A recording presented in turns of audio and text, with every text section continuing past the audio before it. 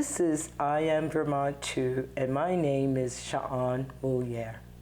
I Am Vermont 2 is modeled after the I Too Am Vermont initiative. The I Am Vermont 2 photo story project shines a light on the diversity of identities and experiences of people of color all across the state of Vermont. The I Am Vermont 2 project is a medium for people of color to tell our stories and convey how racism has a significant impact in our lives. This is the first known statewide multi-generation project done only by people of color living, working, and going to school in the state. It is also a vehicle to reach out for the People of Color Caucus. Social justice activist Grace Lee Boggs said, "Creativity is the key to human liberation." A poem. Ako ay Pilipinong Amerikano by Marjorie Infante Carrascoso de Jesus Torres St. Marie. I am a lamb, a mother, a healer, a singer, a wannabe truth-sayer, transcending, rebirthing from ancient native lands of yo-yo throwing, bamboo dancing, rice eating, lumpia, patis, bagoong, and stinky fried fish loving, always striving to be her, to be him, to be them. Whatever form makes me chameleon-like, hoping to blend unnoticed. Unless a supposed higher authority decides I may be too brown, too ethnic, too much of something I haven't quite figured out, I really didn't want to stand out. So much for hiding in the shadows or containing that Taglish accent. It's a good reminder, I guess, that I am not white, black, Hispanic, mulatto, Indian, Colombiano, or anything else that I seemed like or tried to be, though I am flattered by the seeming resemblance, all for the sake of belonging. But I am a Filipino Americano, not just one piece of a puzzle. I am the puzzle itself, still emerging, still evolving and extending. Ako ay talagang Pilipinong Amerikano. My guest today is Dr. Marjorie St. Marie. Welcome to the program. Thank you for being here and for sharing your thought-provoking poem. Thanks for having me. I first met Dr. Marge when I visited her practices, seeking relief from my back pain. Before you tell the viewers about yourself, can you share what it was like to be asked to be on the program? I was a little nervous at first because, as my poem kind of alludes to, I like to, I've learned to hide in the shadows of coming to this country as an immigrant. You learn to not to want to stand out and to blend in unnoticed as much as you can, because there's always a fear of something. Initially, it was a fear of being deported for whatever reason, and so I've had that fear, and I've had experiences even at a border, Canadian-U.S. border, when I just had a Filipino passport and a visa, and so it's, little bad experiences like that will instill fear in a 10-year-old girl. So it was a little bit, there was a little bit of fear, trepidation, and then I thought, well, as I'm getting older and wanting to, I guess, impart some of my experience and knowledge and just let people know what I am about, and other people who may be like me in the state and trying to do the same thing, maybe hiding, maybe wanting to express themselves, but not feeling quite safe to be able to do that. Thank you. I thank you for stepping up, for being an example, because you bring out a salient point that I think that it is for people of color, depending on what your background, your circumstances are, that you could be as rebellious as anyone else, but you may not have the luxury and the privilege to rebel, to be able to demonstrate. And I applaud you. I'm very appreciative that you're here. So you started to tell us a little bit about your background, Filipino. So how do you identify racially, etc.? So I've always known I was, definitely strong Filipino background. I came here when I was 10 years old with my mother, and that's when I came. I was Filipino, and I really didn't relate as being American till later on, because I didn't have a green card yet, and we were working towards that. And were we going to stay? Or am I going to go back? Am I just going to school here? What's going on? They never really told me. We just packed up some luggages, and one luggage, upped and left my dad, and he had his own family there. And I thought, well, it's going to be a nice vacation. Is it a summer vacation that we're doing here? And we never returned for how many years? And it's been over 25 years, I believe. So almost 30. And so I never really knew as a child. And so I had to, the American part of me came later on, even though I tried early on to really blend in and lose my accent and take on other people's identities that were around me.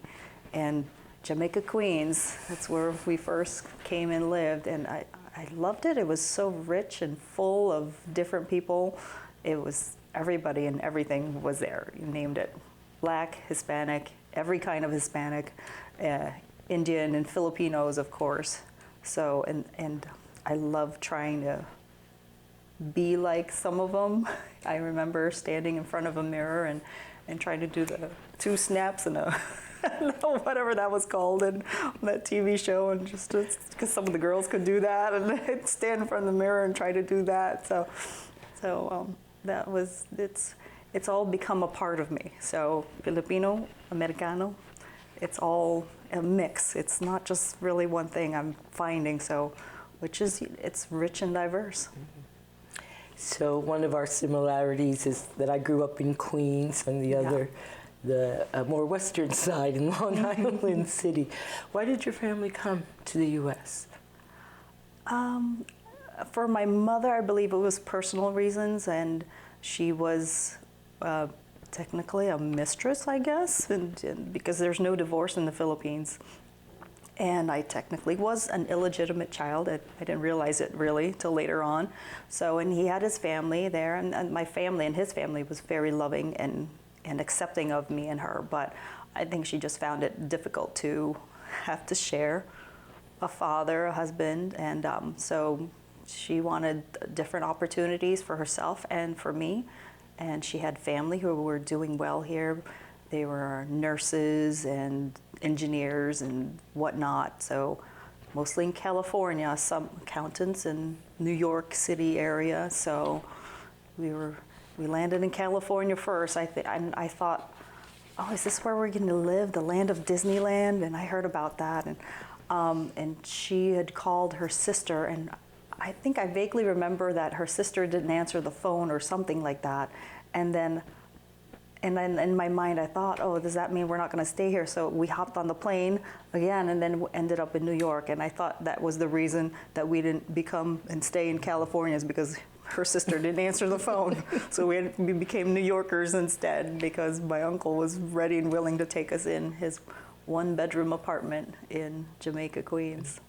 So you bring to mind too of the importance, I think, for families to share stories, to share narratives, that events happen as a child and you put your interpretation on it. And sometimes it's never challenged, that for various reasons, people don't always divulge the information. children, yes. Yeah, yeah. So, and you talked about the racial diversity in New York City, and it is. I think that you can walk within, a couple of blocks, and you have those various influences. What made you move to Vermont?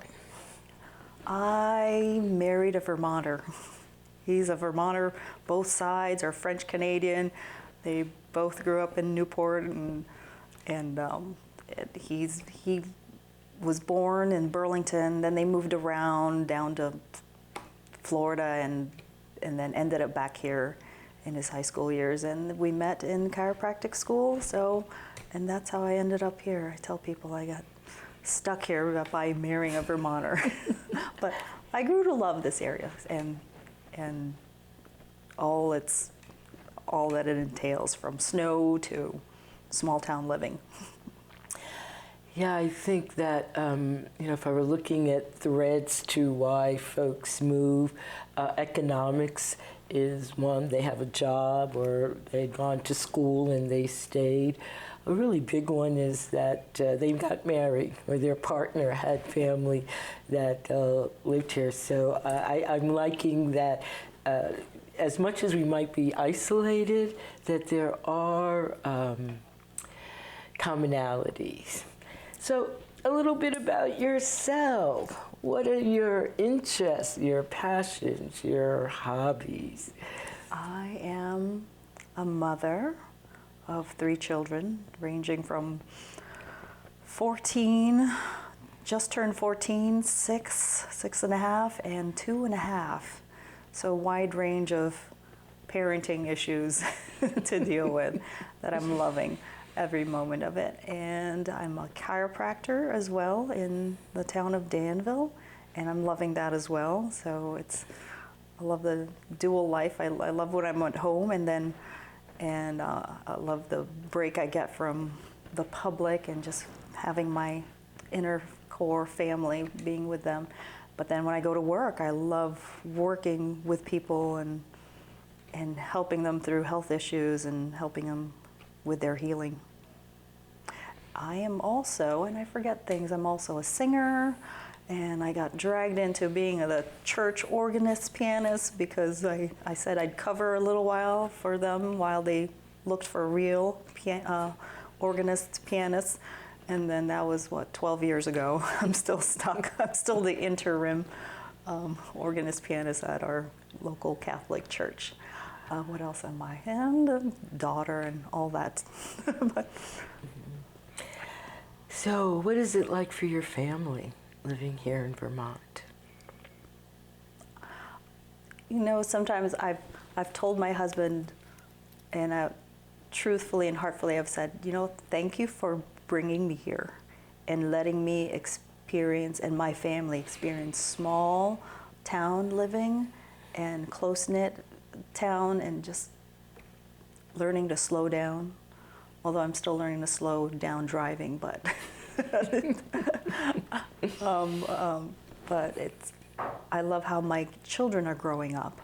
I really do. And sometimes the oldest one complains, like, this is, our town's so small, it's the same people, but he hasn't lived in big cities, inner cities, where I learned to feel for when you're walking down the street, if someone's following you, to either cross the street, turn around, see if someone's following you, or walk into a store, look around, are they really following me? No, or okay, or it's to not have that wariness. And in the beginning, when we first moved here, people would honk to say hi at you, and I'm starting to get used to it, because I used to, being honked at in big inner cities was not something that was nice. You kind of want to duck and dive a little bit, because it's just not a good experience. But yes, I'm loving living that life here. And how long have you been living in Vermont? Since I got married, 2003. Yeah, that was some of my experience around the apartment I lived in before we moved to Vermont, I needed 7 keys to get from the outside into the inside of my apartment. Mm-hmm. Whereas not only didn't I lock my door when I moved, I left the key in the door where people could have taken it. Mm-hmm. And the same thing around, not necessarily honking, waving. Mm-hmm. And that you're in the car, and even today, you know, people are walking on the road. There's, for me, that connection to the humanity, mm-hmm. that I see you as a person, and yeah, it gives me joy, and yeah. Oh yeah, I like that too. Yeah. So, what has the impact of racism been for you living in Vermont? Like, if you can't find products, or people, you know, might have. Or has racism been an impact for you in Vermont? Fortunately, not as much, and maybe in little small instances that I guess I'm willing to and have learned to just forget or forgive and come from a place of understanding, because, yeah, I mean, even from Queens, and then when we moved to New Jersey, even then, in upstate New York from school, college, even there I felt more aggressive forms of racism. So I haven't felt that strong sense of racism up here, which I've been, you know, really thankful and glad about. It's just been those just little things that just makes you kind of stop and think and remember who you are, for one thing, and like I said, I've tried to come from a place of just understanding and thinking about, why would they? Oh, okay, it's because they're curious probably, or they really don't know, or sometimes it's just like, well, that's funny. You just need to laugh at it. It's like, no, I don't read Chinese characters or something like that. I don't know how to cut up a pineapple or something like that. But wonderful, and you said those little things, those microaggressions, and so you just mentioned a couple of them. Mm-hmm. So when you experienced that microaggression, how did it make you feel in that moment? Mm-hmm. Well, like I said, it makes you remember who you are, because you're surrounded by people who are mostly white, and you kind of forget that you're brown or whatever else that you are, and then when they say something like that, it kind of makes you remember, oh, okay, I'm different, I'm special. You know, I try to come from that place where it's like you think, okay, I'm special, I'm different, and they need to understand how I am. So we try to maybe educate them, maybe not. Sometimes you kind of just leave it alone. Like when a stranger comes up to you and thinking that you don't speak English as well, and they'll say something really slowly and enunciate their words and try to make you understand, and then I'll just say right back in my strongest English accent, right to answer their questions, and then it takes them back a little bit. So it's I try to do my best to be understanding, but to also try to educate as gently as I possibly can. It also sounds like what you need in that moment, that you're needing understanding in that moment. Is there anything else that you'd say that you need in that moment? Understanding and maybe recognition. Like I said, sometimes it is a good reminder that you are different and special, and but more so understanding that okay, I acknowledge that you're not the same as most of us around here, and I do recognize your differences, and hopefully welcome them, to be welcoming of these differences. Whether I find like let's say I see a Filipino friend and I haven't seen in a long time, and I'm just eager to speak my language because I don't have a chance to really, and then we start talking like that, and I'd like maybe a little understanding, like it's a free country, I can speak my language, and it's great to know a couple of languages maybe, and to be accepting of that, rather than be afraid and think, oh, what are they saying, and could they be talking about me, or strangers could think that around you, but to come from a place of understanding. So do you think you have put up any barriers because of microaggressions? Oh, certainly. It's something that I've learned since I was younger and little, from hiding my accent and trying to be aware of it, to not expressing myself as much, and even I've wanted to teach my children my language, and I've gone back and forth on that, because I thought, well, is it rude to try to speak my language in front of people? I try to say both things. Sometimes it gets tiring. You say it in Filipino and English, and going back and forth, and so I try to think, I'm trying to be sensitive of others, but then my children are not learning my language as much. So I do have that barrier a little bit. And I've heard that one before as, not being able to be fully who you are, whether it's through language, whether it is through actions.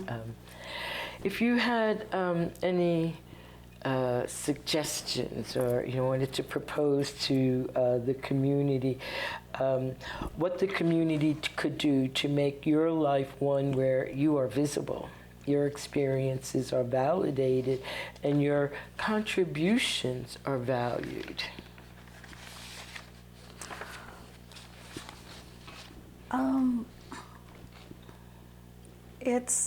I thought about that, and I thought that was a hard question, because I think, well, who am I to teach somebody what to do when they're around people of color, and what to think and say or do? It's a free country. They can think, say, and do what they want, and I don't know where they're coming from, their experiences, what they learned, socially from their family, and what they really think. Are they coming from understanding, curiosity, or is it menacing? Sometimes I don't know where they're coming from, and try not to think too much about that, with strangers especially.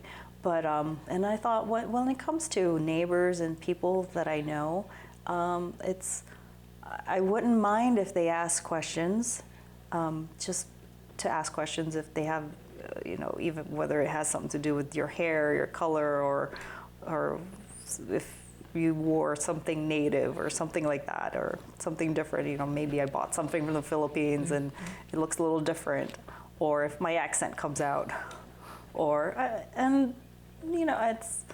had a family member ask, like, for example, the pineapple, if I knew how to cut up a pineapple. And then I thought, you know what? No, I really don't. But I don't think we all know how to cut up pineapples. But yes, I've been around pineapples a lot, I guess. It could be assumed. But it's, asking questions and being open-minded and learning, and, doing things like watching PBS. Even I've learned a lot from Black culture, just through Black History Month or whatever it is, or the author or activist that they're talking about. So if they can do it, in the safety of their homes, behind closed doors. But when you encounter somebody, don't be afraid to ask politely, and just if it's out of curiosity. That's where we're perfectly fine with it. We're perfectly fine talking about our food, our culture, and anything else that we know about our culture. Thank you. And you bring up an interesting point around asking. And for some folks of color, we'll say around in context, so that if you're standing in the line at a store at the end of a busy day, you might not necessarily want to be an educator. Yeah. And when you mentioned who are you to teach others? So the pedagogy of the oppressed, popular education really promotes that those most affected by the circumstances are the ones who are the experts. So when we had our last women's movement, it was women who were doing the educating. When we had LGBT rights, it was that population that was doing the educating. And so I think for us, folks of color, to have forums, to have venues where white folks can learn. If you have a good enough relationship with a person of color that you can ask them, and kind of think about, just to kind of turn around, because it is another microaggression sometimes where Okay. I don't really necessarily want to inform you on this piece for free. There are more than ever in the state of Vermont opportunities to learn about ethnic and equitable studies, to learn about what's going on in the criminal justice system, to learn about what's going on in communities, not only for people of color, but for white folks to learn how they participate in racial hierarchy socialization. Oh, I see what you mean. There's lots of opportunities out there to learn. We don't all necessarily have to be educators. And you're right, because there are times I just think, please don't stare at me. Or I don't feel like being stared at right now, and though I'm different.